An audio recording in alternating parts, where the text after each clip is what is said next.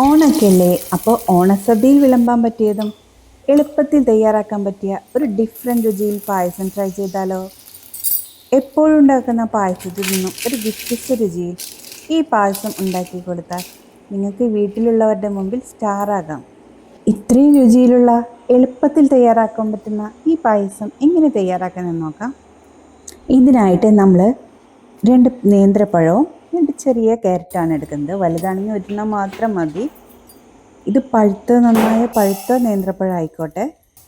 ഇത് മിക്സിയിലൊന്ന് അരച്ചെടുക്കുന്നുണ്ട്, ചെറുതാക്കി അരിഞ്ഞെടുത്തിട്ട്. അതവിടെ മാറ്റി വയ്ക്കാം നമുക്ക്. പിന്നെ നമുക്ക് പരിപ്പാണ് നമ്മൾ പായസത്തിനൊക്കെ ഉപയോഗിക്കുന്ന പരിപ്പിൽ, അത് നമ്മളൊന്ന് വറുത്തെടുക്കുന്നുണ്ട്. എന്നിട്ട് അതൊന്ന് കഴുകി മാറ്റി വയ്ക്കുന്നുണ്ട്. ഇനി ഒരു പാത്രത്തിൽ നെയ്യ് ഒഴിച്ചിട്ട് അതിലേക്ക് നമ്മൾ ഈ അരച്ച് വെച്ച മിക്സ് ഇട്ടിട്ട് നന്നായി ഒന്ന് വേവിച്ചെടുക്കുന്നുണ്ട്. അതൊന്ന് വെന്ത് കളറ് മാറി വരുമ്പോൾ നമ്മൾ വേവിച്ച് വെച്ച പരിപ്പ് ഇതിലേക്ക് ചേർത്ത് കൊടുക്കുന്നുണ്ട്. ഒരു കടിക്കാൻ കിട്ടാൻ വേണ്ടിയിട്ടാണ്. ഞാൻ നന്നായി വെന്ത് ഉടച്ചില്ല, അപ്പോൾ അത് കടിക്കുമ്പോൾ തന്നെ നല്ല ടേസ്റ്റാണ്. ഇതിൻ്റെ കൂടെ ശർക്കര പാനിയാക്കി വെച്ചത് അധികം വെള്ളമാക്കി ലൂസാക്കിയിട്ട് എടുക്കല്ലേ. ഇതുപോലെ നല്ല കട്ടിയിൽ എടുക്കുകയാണെങ്കിൽ നമുക്ക് കുറേ നേരം ഇട്ടിട്ട് വറ്റിച്ചെടുക്കേണ്ടി വരില്ല. ഇതുപോലെ പെട്ടെന്ന് തന്നെ നമുക്ക് ആയി കിട്ടും.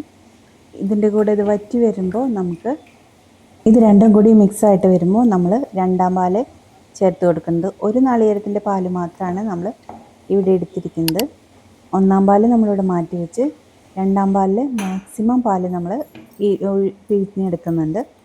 എന്നിട്ട് അത് ചേർത്ത് കൊടുത്ത് നന്നായി വറ്റി മിക്സായിട്ട് വരുമ്പോൾ നമ്മൾ ഏലക്കയും പഞ്ചസാരയും കൂടി പൊടിച്ചിട്ടാണ്, ഏലക്ക നന്നായി പൊടിഞ്ഞ് കിട്ടാൻ വേണ്ടിയിട്ട് പഞ്ചസാരയും കൂടി മിക്സ് ചെയ്തിട്ടാണ് നമ്മൾ പൊടിച്ചെടുത്തത്. അതും കൂടിയിട്ട് നന്നായി മിക്സ് ചെയ്ത് എടുക്കുന്നുണ്ട്.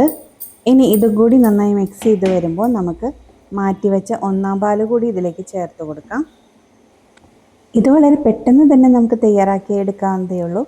നാളികേരപ്പാൽ 2-ാം പാല് തിളപ്പിച്ച് വറ്റിയെടുക്കുന്ന സമയം മാത്രമേ ഇതിന് പോകുന്നുള്ളൂ. അപ്പോൾ നമ്മൾ 1-ാം പാലും കൂടി ചേർത്ത് കൊടുത്ത് നന്നായി മിക്സ് ചെയ്തെടുക്കുന്നുണ്ട്. ഇനി ഇത് തിളയ്ക്കാൻ പാടില്ല, ചൂടായി കിട്ടിയാൽ മതി. തിളച്ച് കഴിഞ്ഞാൽ പിരിഞ്ഞു പോകും, അതെല്ലാവർക്കും അറിയാവുന്ന കാര്യമാണ്. അപ്പോൾ നമ്മുടെ നാളികേരപ്പാലും കൂടി ചേർത്ത് നമ്മുടെ പായസം ഇവിടെ റെഡി ആയിക്കൊണ്ടിരിക്കുകയാണ്. ഇത് ചൂടായി വരുമ്പോൾ തന്നെ നമുക്ക് ഇത് ഓഫ് ചെയ്യാം. ഇനി നമുക്ക് ഇതിലേക്ക് നെയ്യിൽ വറുത്ത് വെച്ച അണ്ടിപ്പരിപ്പും മുന്തിരിയും നമുക്ക് ചേർത്ത് കൊടുത്ത് മിക്സ് ചെയ്തെടുക്കാം. അപ്പോൾ നമ്മുടെ വളരെ രുചികരമായ നമ്മുടെ പായസം ഇവിടെ റെഡിയായി കിട്ടി. നമുക്ക് സദ്യയിലേക്ക് ഒഴിച്ച് കഴിക്കാൻ പറ്റിയ ഒരു സൂപ്പർ വെറൈറ്റി പായസം തന്നെയാണ് കേട്ടോ. ഇനി ഈ പായസം ഇങ്ങനെ കഴിക്കേണ്ട രീതിയും കൂടി കാണിക്കാം. ഇതിന് ടേസ്റ്റ് കൂടാനായിട്ട് നമ്മൾ ഇലയിൽ ഇങ്ങനെ കുറച്ച് പായസവും വിളമ്പി കുറച്ച് അച്ചാറും തൊട്ട് കൂട്ടിയിട്ട് പപ്പടം കൂട്ടി കുഴച്ച് കഴിച്ചാൽ സൂപ്പർ ടേസ്റ്റാണ്. മിക്കവരും കഴിക്കുന്നത് തന്നെയാണ്. ഞാനത് ഒന്ന് ട്രൈ ചെയ്തപ്പോൾ നിങ്ങൾക്ക് വേണ്ടി ഷെയർ ചെയ്തെന്ന് മാത്രം. അപ്പോൾ എനിക്ക് വയ്യാതിരിക്കുന്ന കാരണമാണ് വോയിസ് ഇത്തിരി വ്യത്യസ്തമായിട്ടിരിക്കുന്നത്. നിങ്ങൾക്ക് ഡിസ്റ്റർബൻസ് ഉണ്ടായില്ല എന്ന് വിചാരിക്കുന്നു, മനസ്സിലായി എന്ന് വിചാരിക്കുന്നു. അപ്പോൾ വീഡിയോ എല്ലാവർക്കും ഇഷ്ടമായെന്ന് വിചാരിക്കുന്നു. വീഡിയോ ഇഷ്ടമായാൽ ലൈക്ക് ചെയ്യണേ. അതുപോലെ നിങ്ങളുടെ ഫ്രണ്ട്സിനൊക്കെ വീഡിയോ ഷെയർ ചെയ്ത് കൊടുക്കണേ. അതുപോലെ നിങ്ങളുടെ അഭിപ്രായങ്ങൾ കമൻറ്റ് ചെയ്യാനും മറക്കല്ലേ.